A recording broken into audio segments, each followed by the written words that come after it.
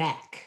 Senior Minister, Center for Spiritual Living, Greater Baltimore, Reverend Dr. Raymont Anderson, has frequently been referred to as a Renaissance man. One look at his resume and the reason becomes clear. As a lifelong learner with a passion for self development, personal transformation, transmutation, and self awakening, he lives his bliss as a teacher, mentor, speaker, minister, and so much more.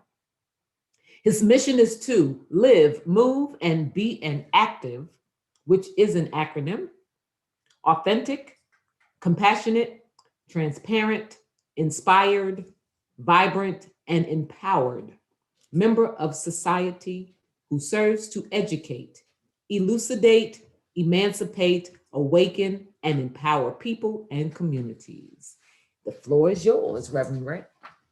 I don't just want the floor, Tracy. I need the microphone and the camera, and Okay. I appreciate having the floor, but I need the other stuff. Okay, too. You have the floor, the camera. Oh, thank you very much. Microphone. Thank you very much. Appreciate it. Thank you. Everyone's attention. I don't know if everybody's paying attention. I don't think Renuka's paying attention. Okay. Good morning, everybody. Hello and welcome back. Not you welcome back. No, wait a minute. Okay. Yes. Good morning. I'm still floating off of my birthday joy. So if we are ready, because today's going to be one of those kind of days. You know, it's that kind of day where I am going to invite us into a brand new, higher level of showing up. Because today we're talking about what does it mean to be committed to transformation. So let's go. To truly live in accordance with spiritual principles, we must commit to living what we espouse. Breathe that in, because if we're going to talk it, then we should also walk it. Even when, or especially when, things seem to contradict what we desire in our lives. So when stuff hits the fan, how do we still commit to this practice? How do we commit? And what does it really mean to commit? So that's going to be our adventure today. And it starts off with, it's not a homework assignment. I got ready to say homework, but it starts with an assignment. Get your fingers ready to type in. I want to know what all of these images that you now see, there's a particular word that they all have in common. And go, type. In 5, 4, Tracy's checking, 3, 2. Whoa, that was fast. Commitment, risk. Right, there you go. Commitment, risk, connection. Promise. There you go. So commitment and risk are the main two, but commitment, because if you're in a relationship, you have to be committed. If you are a sculptor, then you are committed. If you're a stand-up comedian or a performer, you're committed. Once you, as Sky's book says, once you take the leap, once you've made the jump, there is no going back. So what does it mean to be committed then? So, you know, I love this whole idea of, you know, words. So committed, the adjective, loyal and willing to give your time and energy to something that you believe in. Having promised to be involved in a plan of action. Examples. Committed parent is one who is at their child's performance or game. A committed person is to give your life to in honor to a specific cause, right? But the root word is to commit, which is a verb. It's an action, to carry into action deliberately, to perpetrate or perform, obligate or bind, to pledge or assign some particular course or use, to entrust. Okay, so we got that, right? So we are pledging, we are entrusting, we are taking a particular course of action, but we're committed to transformation, to transforming. So transformation, an act, process, or instance of transforming or being transformed, with transform being the verb, to change. And there's a whole bunch of ways one can change, but to change. So if we're committed to transformation, then what is the transformation that we are, what is the change that we are entrusting, pledging, being committed to? We seeking to change our lives so that we feel better. In other words, transform from this feeling to greater and greater levels of health, transform to greater and greater levels of wealth and prosperity, greater and greater levels of what it means to be inclusive, justice, what it means to be a world that works for all. But in order to transform, in order to be committed to transformation, we have to know, we have to be honest with where we are right now. Dr. Cornel West says, we have to recognize that there cannot be relationships unless there is commitment, unless there is loyalty, unless there is love, patience, and persistence. Okay, so relationships, love, loyalty, persistence, patience. Are we committed to what it means to be in relationships? Because ultimately, this transformation is the relationship we have with ourselves and all of the places we show up. Because we, just as these circles indicate, the concentric circles indicate, we ripple out and show up in a variety of places. How do we show up with our neighbors and in our neighborhood? How do we show up with our coworkers at work or place of employment? Or if we're retired, how do we show up with the people we socialize with? How do we show up with our family and friends, et cetera, et cetera? How do we show up in our spiritual community? How do we show up in the world? So this relationship that we have with ourselves, are there parts of us that we don't like and don't want to speak to? In the same way that, that one neighbor that lives down the street, that raggedy house that they just won't paint, that even like, oh goodness, why would you not just paint the house?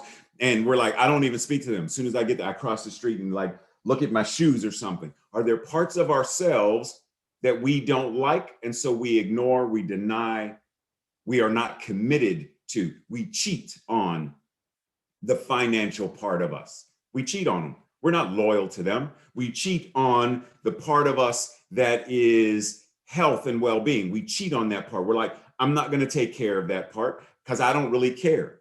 Is there some aspect of ourselves that we are not loyal to, that we are not patient with? Like I'm not patient with, like I keep saying I'm going to work out, but then, I never do. I don't understand. What's wrong with me? Where's the patience? Tracy just said, why can't I pronounce these words correctly? Like there's that part of us that we don't want to be in relationship with because that part of us, it irks us. But the moment we start to really get deeper, we recognize not only is there this part of us, but that the cells of who we are and what we are begin to multiply and divide as we show up. As the Venn diagram of Tracy's relationship with herself and my relationship with myself join and become the relationship we have with each other, things start to change. See, it's one thing for me to talk to myself in whatever way that I talk to myself. But the moment I'm in relationship, how I talk to me affects Tracy. Because if I am someone who is overly critical of myself, then clearly I'm going to be overly critical. And even if it doesn't come out in a direct, conscious manner, it's going to come out because our diagrams, our energies now overlap. Well, now bring a third person in, bring a fifth person in, bring the community in, bring the world in, bring the news in. Everything is relationship. How do I have relationship, as Dr. Cornel West said, where there is patience and persistence and love, where I am demonstrating how committed I am in the same way that once that egg is fertilized, creation is now committed to forming a new life. And when we recognize that ultimately what this is, it's all God. That's all there is. So this relationship that we're talking about ultimately isn't just my relationship with myself. It's not just my relationship with Tracy. It's my relationship to God, with God, as God. The manner in which I speak to myself is the manner in which I am choosing to speak to God, with God, and as God. The manner in which I communicate with Tracy is the manner in which I am speaking to God, with God, and as God. The manner in which I communicate with my neighbors, the manner in which I communicate and relate to you, the manner in which I show up and communicate in relationship and am committed is the relationship that I have to God, with God, and as God. How committed then am I? Right? So it goes back to what I said before. If there's a part of me that I do not want to be in relationship with, and I'm denying it, then how am I going to do what Heather said? How am I going to therefore be perfect in expression as that which God in heaven, which heaven is a state of consciousness, therefore be ye perfect as that which you are in truth and in essence. For in heaven, your higher state of consciousness, that which you are as God is infinite, eternal, and ever expanding perfection. How am I in relationship with that? So Wayne Dyer says, there's no scarcity of opportunity to make a living at what you love. There is only a scarcity of resolve to make it happen. A scarcity of resolve to make it happen.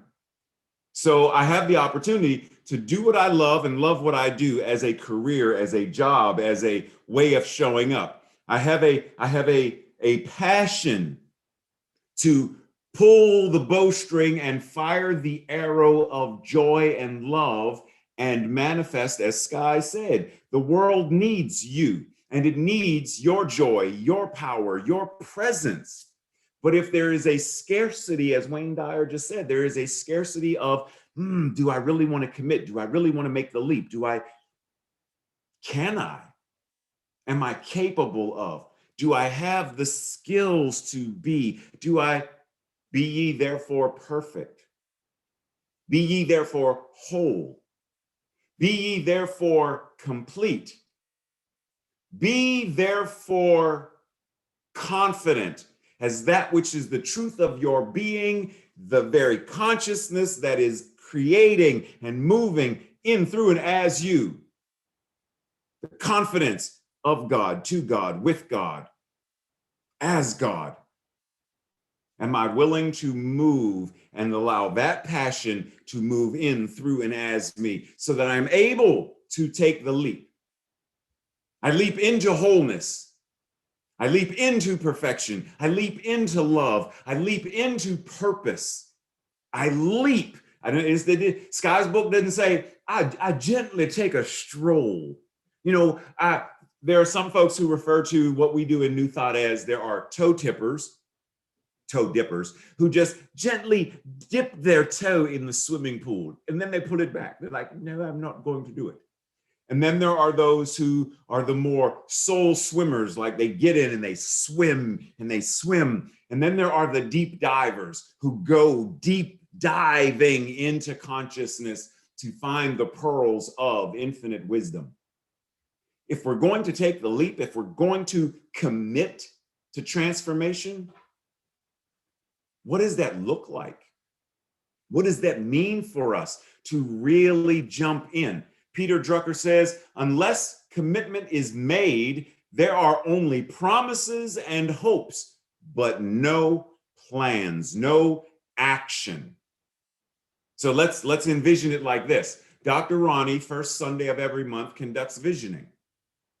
And visioning is the process of opening ourselves at the top, availing that which is Spirit's passion, purpose, and plan for our lives, for our center, for our community. Now, suppose that she guided the community through visioning and then everything just stopped. Nothing went to the board of trustees, nothing went to the practitioners. It was just a group of people getting together to chit chat, and that's all.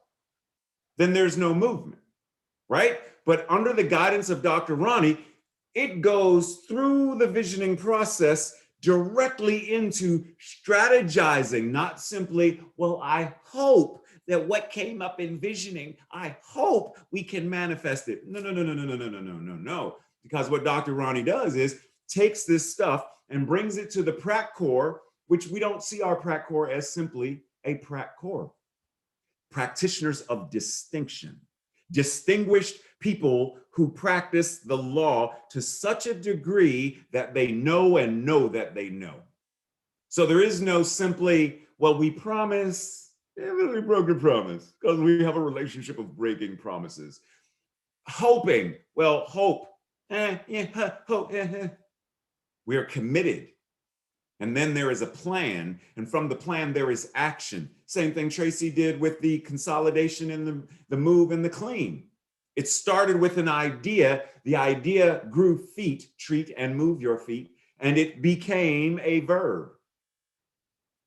If we are committed, then there must be an action, a demonstration of that commitment in order for the transformation to occur.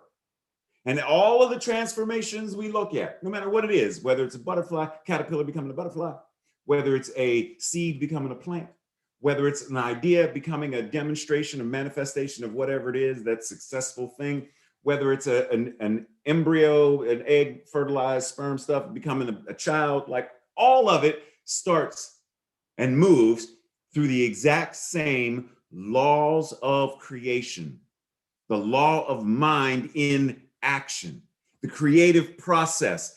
It's all the same. Why? Why? Because it's all God. God is all there is. So it makes sense that God, as all there is, would show the same pattern, would show the same process, would show the same laws of creation in, through, and as all of the places it shows up. So once again, we are invited back to what does it mean to be in relationship with myself as someone who is already using the laws of the creative process. We're already using it. Question is, are we using it to create what we desire and deserve? Or are we using it to create the very things we don't want? Sammy Davis Jr. said, you always have two choices, your commitment versus your fear. So what, time out. What? Two choices, two relationships. I can be booed up with my commitment. Hey, boo, I love you, commitment. Hold on a second. I'm going to go to the mailbox. Hey, fear, what's up? Ain't seen you in a while. Hey, no, commitment. I'm not cheating on you. No. Hey, shh. Commitment doesn't even know you're here. Hey, is that what we do? Do we double dip on commitment and fear, trying to convince ourselves that we're committed? But if we look around at our lives will show us what we are committed to. Am I committed to transformation in ever evolving spirals upward, or am I committed to fear? Our lives will show which one it is. Now, let's be mindful. We've heard this before. Fear is a liar. Do you recognize and understand that? No, it's not. Fear is not a liar. Fear is the expression of our feelings that are exposing alternate realities, right? You got that? Read it again. Feelings are exposing alternate realities. And so the question then becomes, what is it showing me? What is it showing me? So the fear isn't lying to you. The fear is showing you something else in your reality, to give the opportunity to transform it, to transform from the fear into, let's say, faith, to transform from the fear into forward evolution, to transform from the fear into, what did Dr. Cornell West say? Love, persistence, patience, anything that is moving us in. What did Heather say? Perfection as God, the truth of our being. Fear is showing you. So check this out. Look. Do you know you're afraid of that? And that fear is holding you back from being your greatest self. That fear is preventing you from writing your book. That fear is preventing you from painting. That fear is preventing you from opening your own business. That fear is preventing you from being in a loving, intimate, romantic relationship. That fear. Therefore, everything you desire and deserve is on the other side of it. If you want it, you must commit to moving through the very thing that you fear to get to the other side. Ernest Holmes said in the Sermon by the Sea, we are taking, I trust, a vision, something beyond a hope and a longing that the living Spirit shall, through us, walk anew into its own creation, and a new glory come with a dawn. In other words, a resurrection. Whatever the old life is, and is it not interesting that we are approaching Easter? Happy Passover, by the way. The old self is put into the tomb, right? The fears, you address them, and then I bid you adieu. I no longer have need of you. You served your purpose for a while. You were like the binky that I used to suck on, or you were like the safety blanket that I used to hold. You were like the whatever that kept me comfortable, the cake, the ice cream, the donuts that kept me comfortable. You were like the friends that weren't really friends because, but kept me comfortable. Whatever the addiction is, kept me comfortable. But I no longer have need of you because I'm going over here. I'm doing this other thing now. I am demonstrating my wholeness. I am demonstrating my perfection. I am demonstrating what it means to be renewed, to be made anew, to walk anew, to show up anew. Recognizing that whatever it is that we are doing, however our creativity and expression of passion shows up, that we are always afforded the opportunity to start again, right? So suppose you start a new business like the potter starts a new pot. It's not working. Then start again. See, that's the great thing about new thought. That's the great thing about breathing again. Heather guides us in meditation and she says, take a deep breath. And I noticed that when I took the first deep breath, I breathed more from my chest and neck, and I took a breath here, and it wasn't a deep breath. See, the great thing is when she says, do it again, think it again, start it again, say it again, replant the seeds, wipe the chalkboard clean, and do the equation again. Draw and erase it and do it again. Get a new sheet of paper, whatever it is, we get to start again. And some people are going to say, yeah, but Ray, we're limited in the number of days we get. Are we? Because if that which God is infinite, eternal, and ever expanding, then though this side of the veil may end, who and what we are never ends. So even death does not stop the process of change, growth, evolution, and becoming more and more. Because if that was the case, then death is stronger than God. And it's not. Even Yeshua said that. I have come to overcome death, to let you know that death is not the end.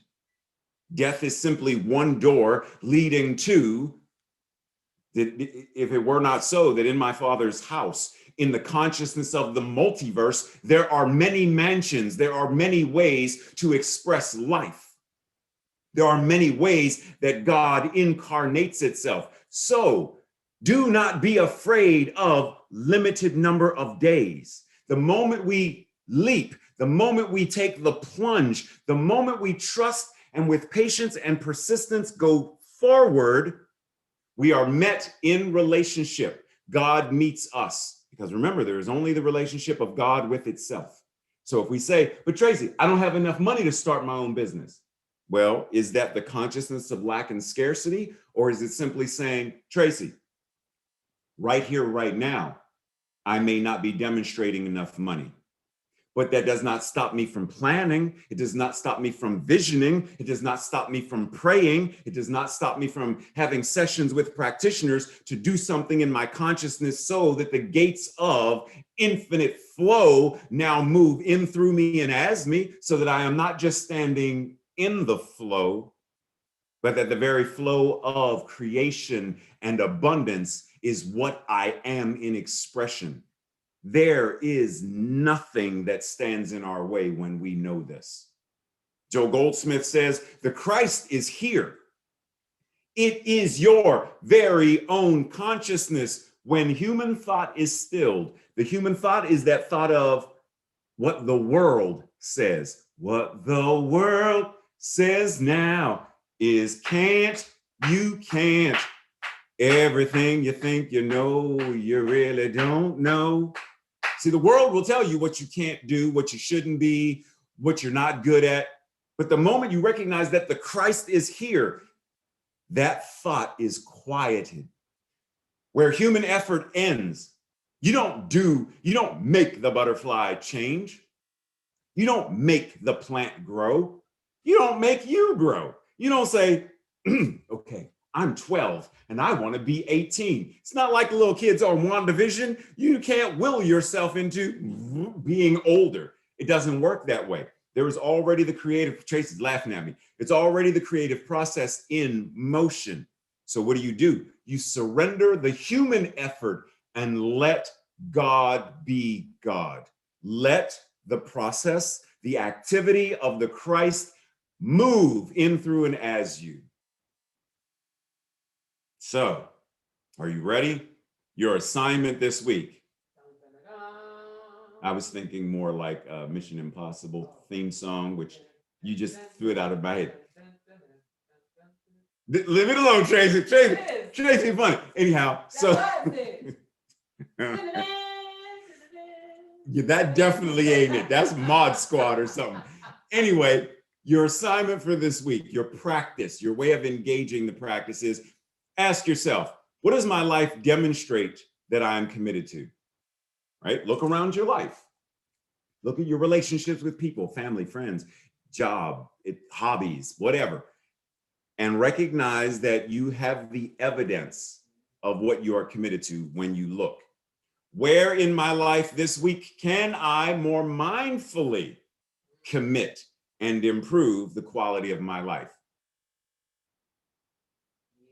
So look around and start identifying what's one thing that this week that I can mindfully commit to and improve the quality of my life.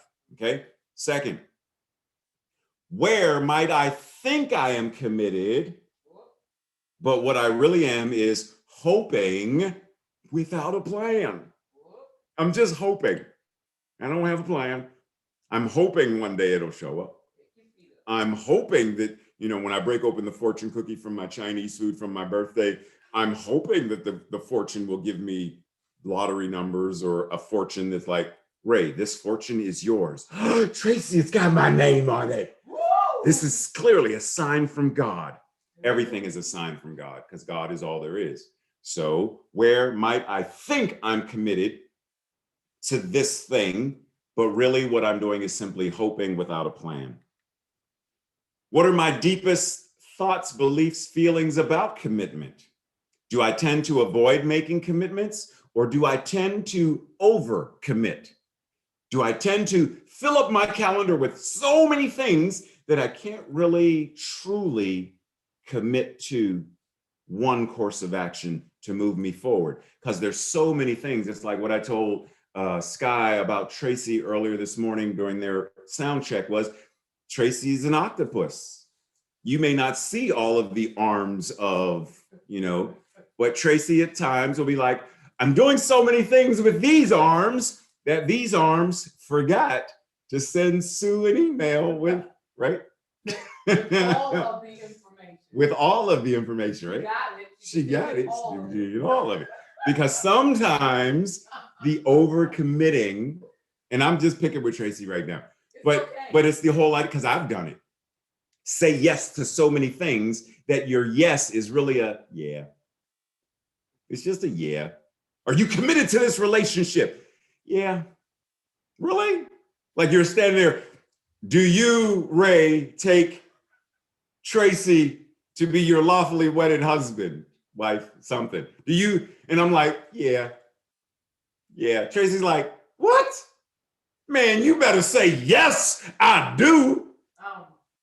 No. I'm just using it as an example, man, but they know you're my sister. Okay. It's just an example. Okay. Calm down. So you better say yes. Relax, right? Thank you, okay. Right? Because a yeah is not going to do it.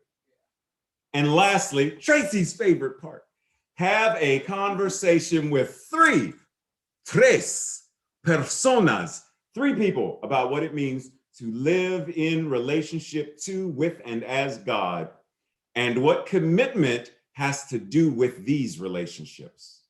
Ooh. Ooh. Today's affirmation and declaration, I will read it first and then together. As I right now relax into and behold God as gracefulness unfolding as my life, I am able to commit to experiencing all the good I desire and deserve.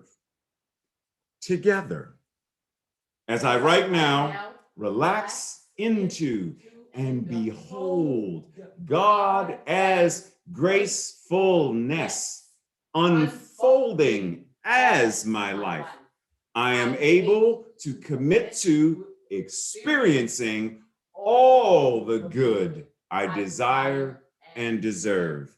And breathe that in. Now let us breathe and anchor, recognizing the infinite goodness of all that God is, recognizing that there is only a song of joy and rejoicing to be sung. There is only this commitment to being that which joy, love, power, presence, health, and well-being, and all of the things that God is, showing up in these individualized expressions that we call our own lives. But what we are ultimately recognizing is that God is all there is. And we breathe, knowing that as service comes to an end, the goodness of God in, through, and as each and every one of us continues to breathe us, to breathe itself as us, to love itself as us, to lift itself as us, to transform itself as us, because that which God is ever committed to itself and its ever forward, ever evolving, ever expanding consciousness into more and more and more of that which it is. Knowing that this is good and oh so good, the law receives, service comes to an end, our love and joy continues. We touch and agree because we know this is already answered prayer, and we seal it and declare it by saying, and so it is. Amen. Love you all. Blessings. See you soon. See you soon.